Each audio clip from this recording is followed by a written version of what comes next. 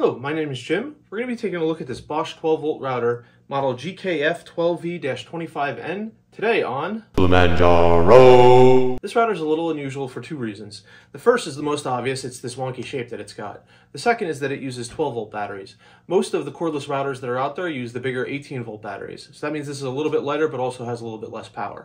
It's also a little smaller, which may be an issue if you're trying to get into a tight space. That's not something that frequently comes up with routers, though. So it comes in this box.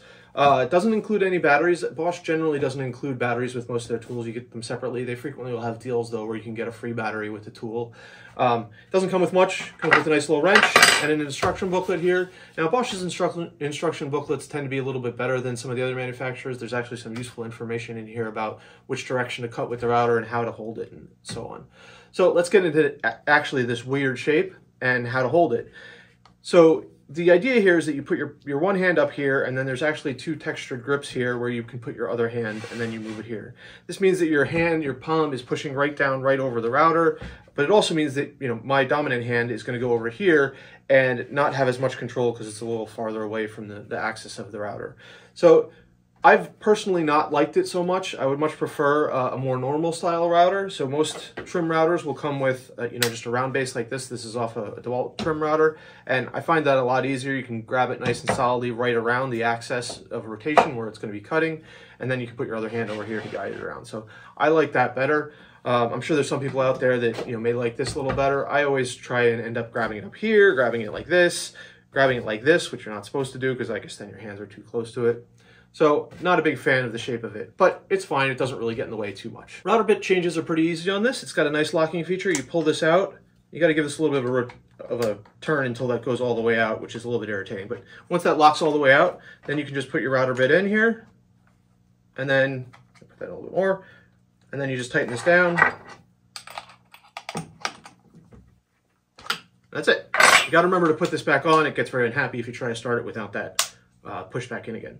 So then we want to talk about how you adjust the height on this. So I've got in here, this is a 3/32 roundover bit, which is actually what I like to keep in this router most of the time. It's nice if you're working on a project, you can just run it around the edge to kind of ease the edges real easily. It doesn't put a big roundover on it, but it's just enough to kind of ease it. So that's what I've got in here right now. Now, adjusting the height, particularly for roundover bits, is very important. If you go a little too deep, you get a little groove. If you don't go deep enough, it's not really round.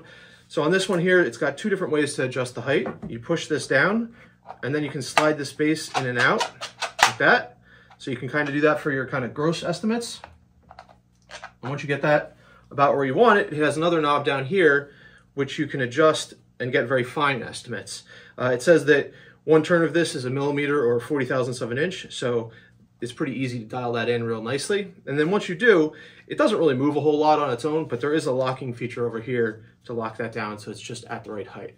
So let me throw a battery in here and I'll make a couple cuts with this. Got my bit installed, got the battery installed, and then one thing I really like about this router is it just has a switch to turn it on. It doesn't have a trigger that you have to hold down. Now, of course, this is a little more dangerous because you could put it down and let your hand off it with it still running, but I very much like it. It's a lot easier to use just to switch on here. So once you make sure that that's in, switch that on.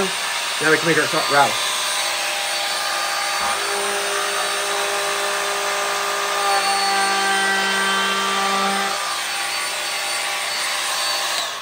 That worked real easily. You could hear it's pretty quiet, not super loud. I didn't turn the volume down on that clip.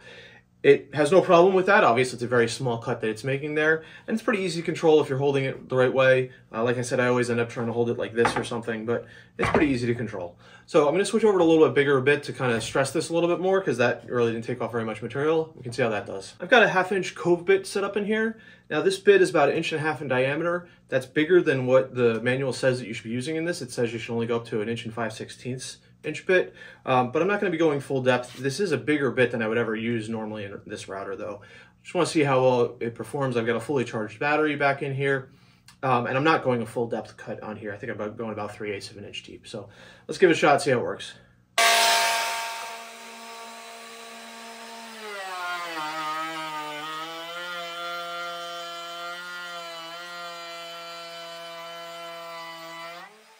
So I noticed that when making this cut, the little red light started flashing when I stopped it. And I think that's because this bit, being so big and so much bigger than it's supposed to have, has a lot of momentum. And so when it tries to slow that bit down, it can't. I really like this router. It's nice and small and convenient. I don't need to worry about a cord getting in the way.